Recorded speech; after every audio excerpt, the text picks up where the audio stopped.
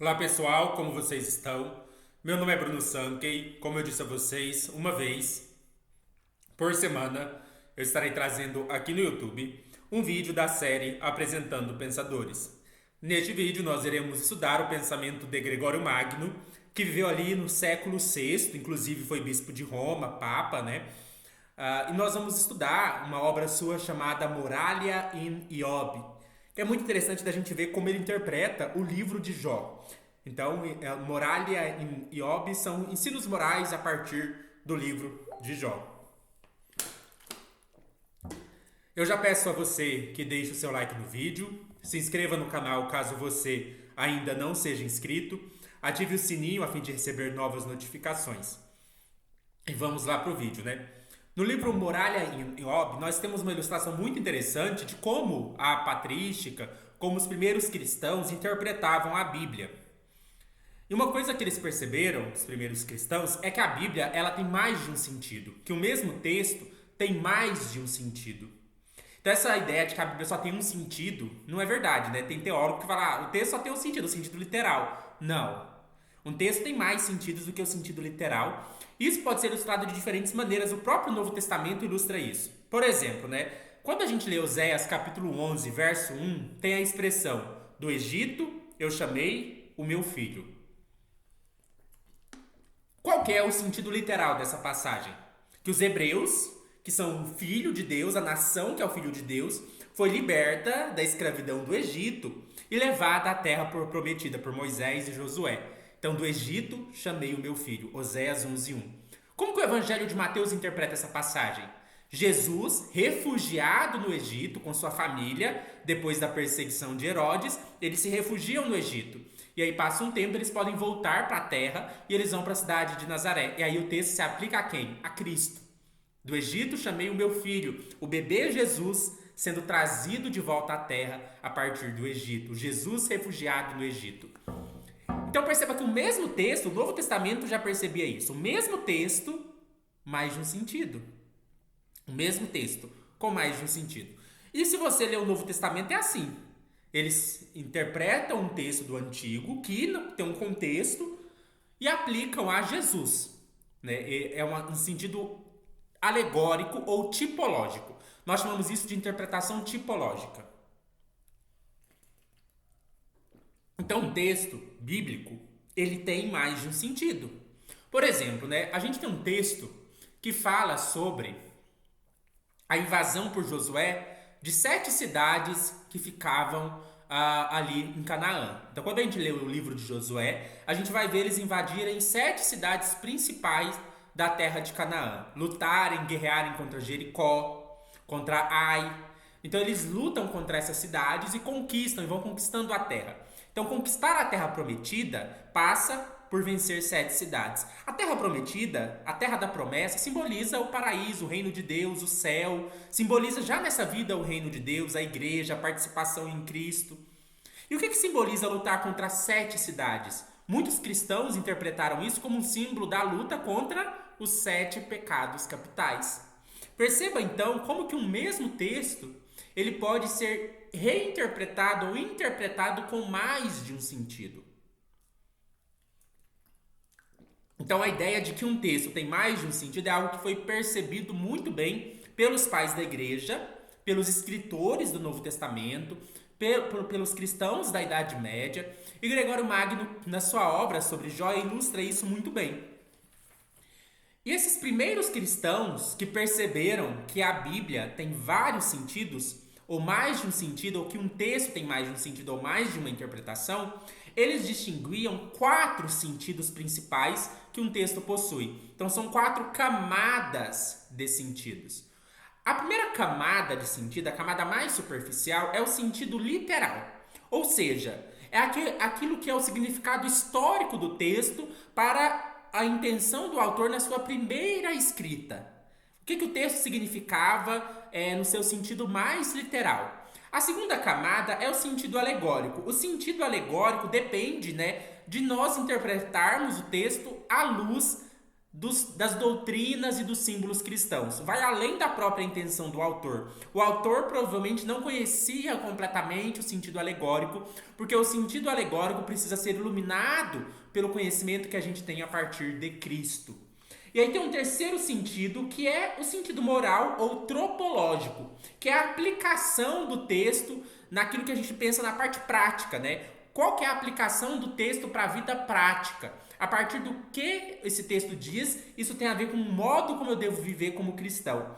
E o quarto sentido é o sentido anagógico ou escatológico. A qual realidade escatológica, a qual realidade futura esse texto aponta. Então, um texto bíblico, ele tem, de acordo com os primeiros cristãos, 4 camadas de interpretação, 4 sentidos. Sentido literal, sentido alegórico, sentido moral e sentido e sentido anagógico ou escatológico. Todos esses sentidos estão ancorados para esses primeiros cristãos no sentido literal. Os primeiros cristãos, em geral, acreditavam que os relatos bíblicos eram literais, eram históricos, mas essa interpretação histórica, ela ancorava outros sentidos. Sentidos espirituais, sentidos simbólicos. Então, mesmo que eles façam interpretações alegóricas do texto, importante dizer, não quer dizer que eles abandonam o sentido literal. Isso é importante. Quando os primeiros cristãos, os pais da igreja, fazem interpretações alegóricas dos textos, eles não estão negando o sentido literal. Inclusive, existe um erro aí, que é muito comum a gente ouvir pessoas dizendo que a escola de Alexandria e a escola de Antioquia, na patrística, tinha 2 formas de interpretar a Bíblia que eram diferentes e que mostram 2 formas incompatíveis ou contrastantes de interpretação da Bíblia. Segundo essa leitura, os cristãos de Alexandria, incluindo depois a tradição do Agostinho, tenderiam a uma interpretação mais alegórica, enquanto os cristãos de Antioquia tenderiam a uma interpretação literal. E muitas vezes as pessoas colocam como se elas fossem 2 linhas de interpretação. Existe a interpretação alegórica, existe a interpretação literal. Não, não é isso. Na verdade, existe a interpretação literal, existe a interpretação alegórica e as 2 interpretações andam de mãos dadas. O texto literal tem um significado alegórico e o significado alegórico se ancora no significado literal. Portanto, não são 2 formas de interpretar incompatíveis, são 2 camadas de interpretação que dependem uma da outra. É recíproco. Para o cristão, todos os textos e relatos da Bíblia têm um sentido alegórico, porque toda a Bíblia aponta para Cristo. Então, se você está lendo uma história do Antigo Testamento, você precisa se perguntar, caso você seja cristão, como que essa narrativa aponta para Cristo? Como que as grandes figuras do Antigo Testamento apontam para Cristo? Davi aponta para Cristo como rei, Josué como guerreiro, como aquele que luta contra o mal, e por aí vai. Moisés como aquele que liberta da escravidão, do pecado. Então, toda vez que alguém está lendo um texto, ele precisa entender a aplicação desse texto para a realidade cristã. Portanto, a Bíblia, de uma leitura cristã, não tem como não ter o sentido alegórico. Porque todos os textos são lidos a partir de Cristo, apontando para Cristo, simbolizando Cristo, a realidade de Cristo e da igreja. Isso significa que para o cristão nenhuma história da Bíblia é por acaso. Todas as histórias da Bíblia de alguma maneira apontam para realidades cristãs. A gente chama de sentido alegórico pensando na realidade cristã apontando para Cristo e para símbolos e doutrinas da igreja, e chamamos de sentido anagógico quando é o sentido apontado para realidades futuras, como o paraíso, o juízo final, a glorificação dos santos. Além disso, os textos bíblicos têm um sentido moral, eles se aplicam para a vida prática da igreja. Eu preciso ler as histórias bíblicas para entender que lição isso traz, que mudança de vida eu devo ter diante da mensagem do texto que eu estou lendo. Na interpretação cristã, após ler uma passagem bíblica, eu preciso sempre me perguntar depois: o que isso muda na minha vida? Quais comportamentos eu devo mudar diante dessa passagem? E é importante entender, então, que o sentido alegórico e o sentido literal, eles andam juntos para a interpretação cristã tradicional. Para a interpretação cristã tradicional, o sentido alegórico é fundamental porque todas as histórias bíblicas encontram seu sentido na medida em que apontam para Cristo. Mas o sentido literal também é importante. Pelo menos para o cristianismo tradicional, a literalidade dos eventos bíblicos é importante. De fato, houve um Adão e Eva que pecou de alguma maneira. De alguma maneira, houve um Moisés que libertou o povo da escravidão do Egito. De alguma maneira, a parte literal do texto não é abandonada. Houve um Josué que invadiu a terra. Hoje, a gente até pode tentar abstrair alguns textos do seu sentido mais literal e histórico. Mas, pelo menos ao que parece, né, os primeiros cristãos, eles não achavam a coisa incompatível. Eles diziam tanto que o texto é literal quanto que é simbólico. Eles diziam que Moisés era literal e simbólico. Então essa coisa de contrapor Antioquia e Alexandria, como a Antioquia acha que os textos são literais e a Alexandria acha que os textos são simbólicos. Sei lá, Inácio de Antioquia achava que o texto é literal. Agostinho achava que o texto é alegórico. Não, não é assim. O texto é alegórico e literal. Os dois. Muita gente pensa assim, não, mas você interpreta esse texto como simbólico, alegórico. Aí você vai dizer, sim, mas eu também interpreto como literal. É isso que um cristão tradicional diria. O texto é os dois, é alegórico e literal. Tem gente que acha, nossa, mas você acha que é só alegórico? Não, eu acho que é alegórico e literal. Ah, você acha que é só literal? Não, eu acho que é literal e alegórico. É os dois. O texto é alegórico e literal. Falar que o texto é alegórico não exclui que ele é literal, e falar que ele é literal não exclui que ele é alegórico. Então os cristãos faziam as duas interpretações. Essa é a leitura tradicional cristã. Então tem muita gente que se incomoda, né? Vai lá ler o texto de Josué e fala assim, nossa, mas você está interpretando que as 7 cidades são 7 pecados capitais. Mas isso é alegoria, o texto não é alegoria, é alegoria. Ah, não, mas o texto é literal. É os dois, é literal e alegórico. É isso que os primeiros cristãos pensavam. É isso que a patrística pensava, é os dois. É Antioquia e Alexandria juntos. É Inácio de Antioquia e Agostinho de Hipona juntos. É os dois. A interpretação alegórica anda de mãos dadas com a interpretação literal. Já ouvi muita gente falar assim, Agostinho era um mau exegeta, porque ele fazia umas interpretação alegórica do texto. Não! Agostinho era um ótimo exegeta, fazendo a interpretação alegórica. A escola de Antioquia também era uma ótima exegeta, fazendo a interpretação literal. Claro, né? Aqui eu estou considerando a interpretação teológica dentro do contexto da fé. Não estou discutindo aqui a interpretação acadêmica, histórico-crítica, como eu faço em outros vídeos do canal. Como eu estou falando do Gregório de Magno, nós estamos falando no campo teológico. E no campo teológico, como eu disse para vocês, nós distinguimos 4 camadas de interpretação que andam de mãos dadas. Interpretação literal, interpretação alegórica, interpretação moral e interpretação escatológica. Mas o Gregório de Magno, ele faz isso com o livro de Jó. E vai ser muito interessante a gente ver, então, como o exemplo de Jó. A gente vai ter um exemplo para a gente ver como aplicar esses 4 graus de interpretação no livro de Jó, como o Gregório Magno aplica. Primeiro, né, o sentido literal. Jó realmente existiu. Houve um evento tal como descrito na narrativa bíblica.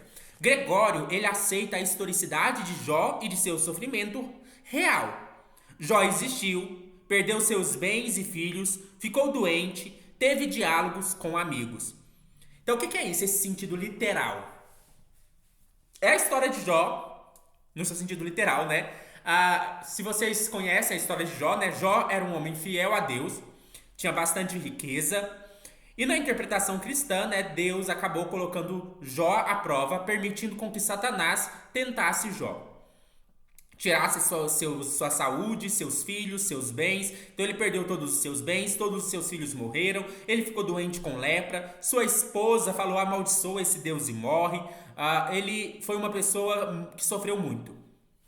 E que depois, né, no seu período de sofrimento, ele passa a maior parte do livro, né, discutindo com 3 amigos, que é o Elifaz, o Bildade e o Zofar, que na verdade vão lá para consolá-lo, mas na verdade estão acusando ele de que aquele sofrimento era culpa dos seus pecados. Era uma coisa bem teologia da prosperidade, né? Eles falavam assim, se você está sofrendo é porque você não tem fé em Deus. Então, essa história, o sentido literal dessa história é o evento. né? Existe um cara chamado Jó, ele passou por todos os seus sofrimentos. E aí o Gregório Magno, ele aceita esse sentido literal. Ele vai dizer assim: Veritas historiae est radicis allegoriae, né? Que quer dizer, a verdade histórica é a raiz da alegoria. Percebe que o Gregório Magno não acha que é separado? O sentido histórico ancora o sentido alegórico. O sentido alegórico está ancorado no sentido histórico. Qual que é o sentido alegórico da passagem? Temos que pensar como Jó aponta para Cristo. Por exemplo, eu disse para vocês, Moisés aponta para Cristo como o libertador da escravidão do pecado. Outro exemplo muito interessante, Josué aponta para Cristo como aquele que guerreia contra o mal.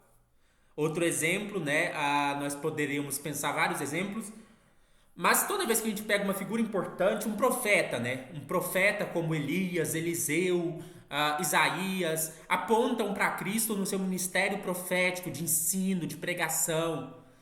Então, como que Jó aponta para Cristo? Como que aquele que sofre. Jó aponta para Cristo como aquele que sofre.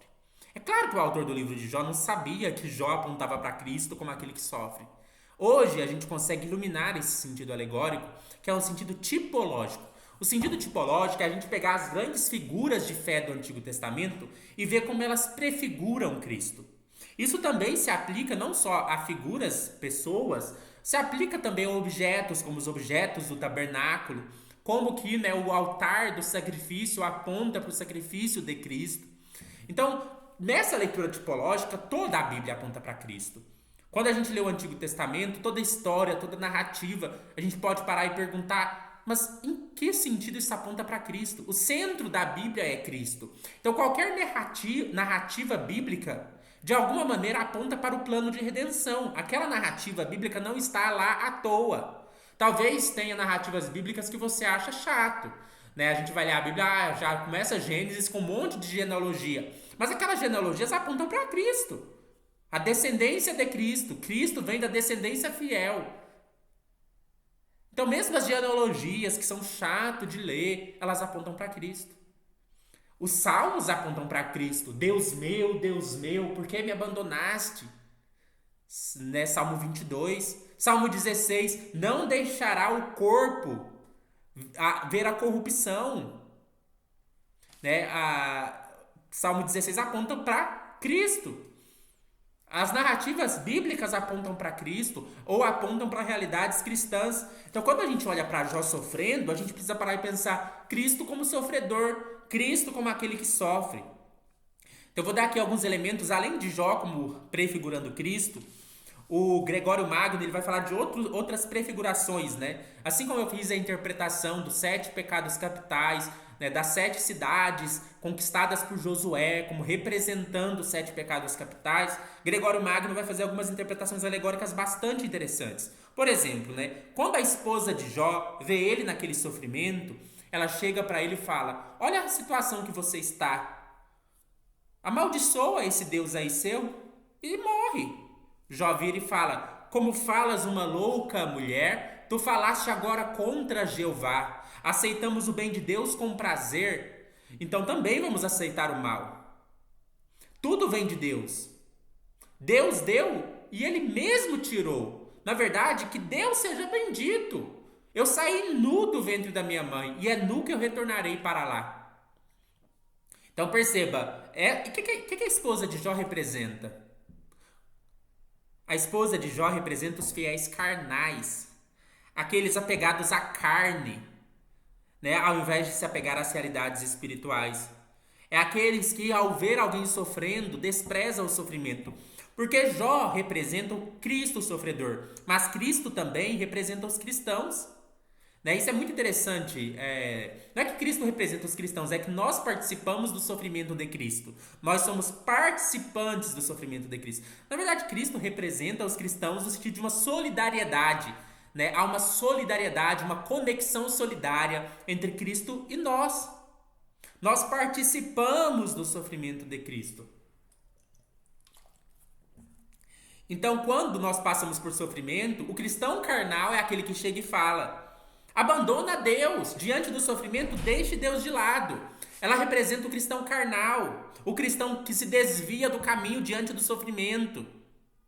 Abandona Deus. Se você está sofrendo, você deve abandonar Deus. Esse é o raciocínio da mulher de Jó. Se vem aprovação, abandone Deus. Então ela representa os cristãos que se desviam, que abrem mão da fé.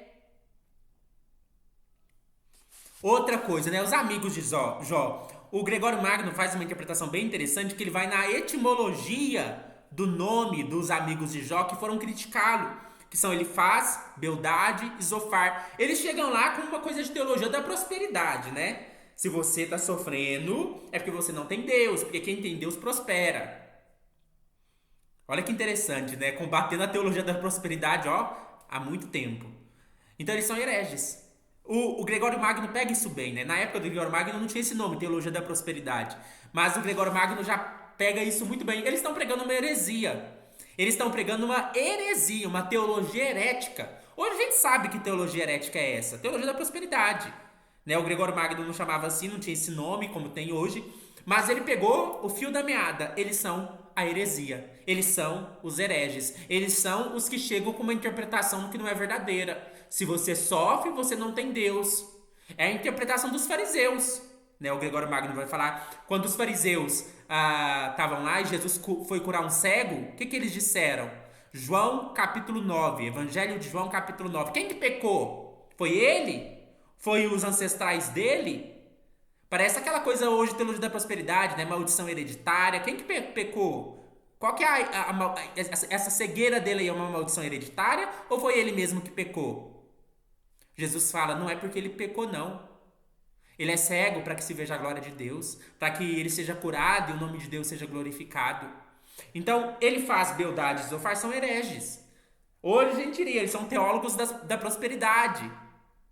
E é interessante que o Gregório Magno vai pegar a etimologia do nome de cada um para explicar características dos hereges em cada amigo de Jó. Elifaz é um nome que significa desprezo de Deus. Bildade é um nome que significa velhice. E Zofar é um nome que significa dissipação da contemplação. E como que o Gregório Magno interpreta cada uma desses personagens históricos? Primeiro, Elifaz. Elifaz é o herege que despreza Deus. É o herege orgulhoso. É o herege que acusa os justos com pretensão de ortodoxia. É o herege que fala, eu tenho a verdade. É o herege que fala, eu sei a doutrina verdadeira. É o herege que despreza Deus com seu orgulho. É aquele herege orgulhoso. Eu tenho a verdade, eu encontrei a verdade, eu tenho a doutrina certa. A igreja está corrompida, a igreja é apóstata, eu sou a verdade. Então, esse é o discurso do herege e Elifaz. O herege Elifaz é o herege. O herege Elifaz é o herege que chega e fala, a igreja está corrompida.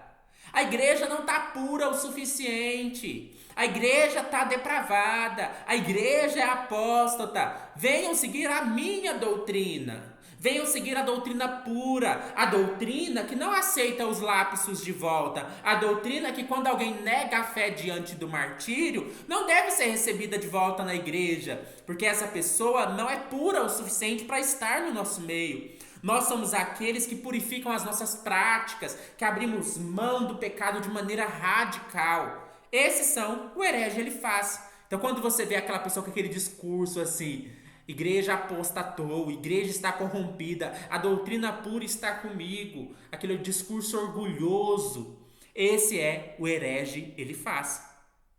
O segundo herege, né? E é interessante, o Novo Testamento faz interpretações assim, né?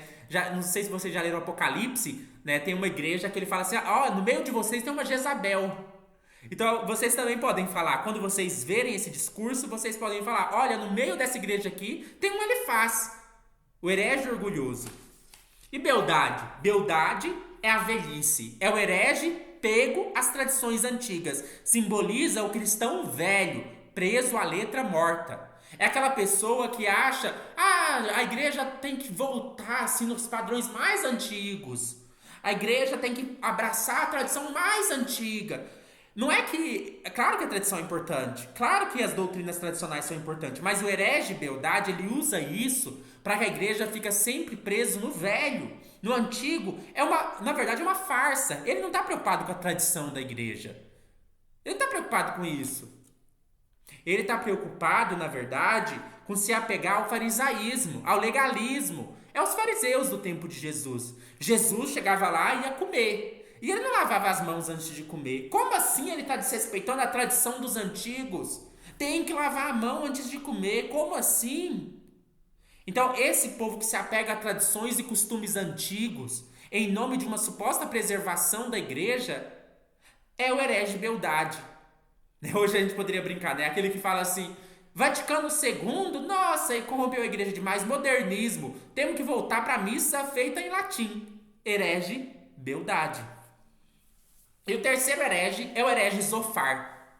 Olha que você vê, né? No sexto século, e é muito interessante, no sexto século, alguém identificando heresias que tem até hoje. Teologia da prosperidade, herege orgulhoso, herege Beldade e o herege Zofar. Quem que é o herege Zofar? Zofar significa dissipação da contemplação. Representa o herético que destrói a espiritualidade e desvia os olhos da fé para raciocínios humanos. O herege Zofar é aquele que coloca o intelectualismo acima da contemplação da fé. É claro que a razão ela é importante. É claro que o uso do intelecto é importante. Mas é importante conciliar razão e fé. É importante olhar também com os olhos da fé, contemplar Cristo por meio dos olhos da fé. Zofar é a dissipação da contemplação. Representa o herético que espiritualidade não. Só estudo, leitura, razão, conhecimento, filosofia. E acaba tudo com a fé. A fé fica de lado. Herege Zofar. O herege intelectualista, racionalista, preso às filosofias, mas que acaba tirando a piedade, a fé, a devoção. Então nós temos três hereges. Quem são os três hereges? Né? Se vocês identificarem, vocês podem até falar herege Elifaz, herege Beldade, herege Zofar. O herege Elifaz, orgulhoso e despreza a Deus. Herege Beldade, preso à letra morta, ao cristão velho. E Zofar, aquele que sacrifica a espiritualidade, desviando os olhos da fé para raciocínios humanos. Outra interpretação alegórica muito interessante que o Gregório Magno faz são sobre os filhos de Jó. Os filhos de Jó, né? Lá fala que Jó oferecia sacrifícios em nome dos filhos, né? Para expiar os pecados dos filhos. Provavelmente esses filhos eram filhos que não eram muito dedicados a Deus. Jó era profundamente dedicado a Deus, mas os filhos de Jó, eles se metiam com festanças, eles se metiam com glutonaria. E aí, Jó tinha que apresentar sacrifícios em nome dos filhos. E aí veio, né, a provação, e os filhos de Jó todos morrem, né? Se eu não me engano, veio um furacão, derruba os telhados da casa onde eles estavam fazendo alguma festança, e todos morrem. Então esses filhos representam aqueles que estão entregues ao pecado, que estão entregues ao mal, e eles morrem. Mostrando que o velho homem, o homem da carne, o homem pecaminoso precisa também morrer. E depois, no final da vida de Jó, ele recebe de volta os filhos, né? Não os mesmos filhos, ele tem novos filhos. Isso é muito interessante, né? Tem muita gente que acha isso estranho quando a gente lê o livro de Jó. Como assim? Mataram todos os filhos, agora só substituiu? Mas isso tem uma simbologia alegórica muito profunda. Os filhos do pecado morrem para que sejam restaurados os filhos da graça. Então isso é o que deve acontecer com a gente. O filho do pecado tem que morrer para que renasça o filho da graça. Como, né, Jesus falou para Nicodemos, é necessário nascer de novo. Então os filhos mortos é o velho homem preso ao pecado. E os filhos restaurados é o novo homem nascido de novo. Nós também temos, né, ali vários discursos no livro de Jó amaldiçoando o dia que ele nasceu, falando coisas que a gente pensa que é blasfêmico, mas não é. O Gregório Magno tem questão de falar isso. Jó não pecou. Em nada do que Jó falou, Jó pecou. Então, quando Jó fala aquelas coisas duras, nós devemos ver ali, na verdade, piedade. É como Cristo dizendo na cruz, Deus meu, por que me abandonaste? Esse grito de Cristo simboliza aquele rebelião contra Deus? Simboliza a falta de fé em Deus? Não. Simboliza a confiança de Cristo em Deus, mesmo diante do sofrimento. É um clamor que parte do coração quebrantado e sofrendo. Quando Cristo fala, por exemplo, Pai, se possível, afasta de mim esse cálice. Será que isso significa que Jesus estava pecando, não confiando em Deus? Não. Da mesma maneira, Jó, quando Jó fala coisas duras, ali também ele está como Cristo, expressando o seu sofrimento e não rebelião contra Deus. E é muito interessante que uma das falas de Jó é quando ele fala assim: eu amaldiçoo o dia que eu nasci. Maldito seja o dia que eu nasci. Melhor seria se eu não tivesse nascido. Interpretação alegórica é que nós nascemos no mundo de pecado. Nós nascemos em condição de maldição. Esse texto pode ser interpretado à luz da ideia de pecado original. Maldito seja o nascimento do ser humano após a queda de Adão. Porque o ser humano nasce no mundo marcado pelo pecado. Nós somos concebidos em pecado, né? É a leitura do Salmo 51, né? Em pecado me concebeu a minha mãe. Então, maldito seja o nosso nascimento, né? Maldito seja o nascimento de todos os seres humanos a partir de Adão. Eu falei para vocês também, nós temos o sentido moral, né? Eu vou comentar agora mais brevemente o sentido moral e o sentido anagógico para a gente finalizar, porque o vídeo já ficou um pouco longo. No caso do sentido moral, que também chama de sentido tropológico, Jó é um exemplo de paciência, desapego, humildade e temor. Então nós precisamos aprender com a paciência de Jó. Acho que é o livro de Tiago que diz, né? Aprendam a ser pacientes como Jó. E Jó foi como um lírio entre os espinhos, né? Mesmo no mundo de pecado, Jó foi justo. Lembrem que Jó não era judeu, Jó não era hebreu, Jó era um pagão, né? Em meio a pagãos, ele foi o homem mais justo que houve. Então, não tem essa desculpa, né? A gente pode olhar para o nosso mundo e falar, mas todo mundo faz errado. Você não. O mundo inteiro pode agir mal, mas você não deve agir mal, você deve ser justo. No mundo onde todo mundo é injusto, nós somos chamados a sermos, assim como Jó, lírio entre os espinhos. E por fim, há o sentido anagógico, que é o sentido escatológico, né? A restituição final que Jó recebe lá no capítulo 42 do livro de Jó, né? 43, não, 42, não tem 43 se eu não me engano. Jó capítulo 41 e 42, Jó vai receber uma restituição final que representa, né, a glorificação de Cristo, se a gente quiser apontar para Cristo, mas também representa a restituição de tudo a Jó como uma figura da glorificação escatológica dos justos no reino dos céus. E aí tem uma expressão que a gente chama de Lucifer Verus. Lembrando que a palavra Lúcifer, né? Cristo é o Lucifer Verus. Lúcifer em latino é o diabo. Lúcifer quer dizer estrela da manhã, luz vencedora. Então, a vitória de Jó é o símbolo da luz, da glorificação, o sol que brilha. O Jó restituído é o sol que brilha depois do sofrimento. É o Cristo ressuscitado e é nós ressuscitando com Cristo. É muito interessante como o Gregório Magno interpreta o livro de Jó. Espero que vocês tenham gostado deste vídeo. Deixa aí o seu like no vídeo. Se inscreva no canal caso você ainda não seja inscrito. Ative o sininho a fim de receber novas notificações. Compartilhe o vídeo com quem possa se interessar. E na descrição do vídeo tem minha chave Pix, caso você deseje fazer uma doação de qualquer valor em agradecimento por este vídeo. Até mais!